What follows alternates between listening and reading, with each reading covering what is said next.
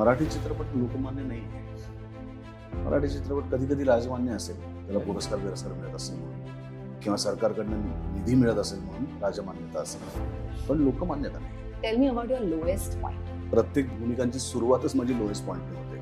An actor should be an athlete philosopher. त्याचं शरीर एखाद्या ऍथलीटला साजेसं असलं पाहिजे आणि तो फिलॉसॉफर पण असला पाहिजे. त्याची स्वतःची विचार करण्याची क्षमता असली पाहिजे. कुठल्याही माध्यमातून लिटरली पाण्यासारखं फिरत असतोस आणि you continue to do that successfully. What has worked? कुठल्याच भूमिकेला मी जर त्या सारख्या नसतील तर मी नाही म्हणत. त्याची भीती नाही वाटत. As a industry from economy point of view फार बरी नाही.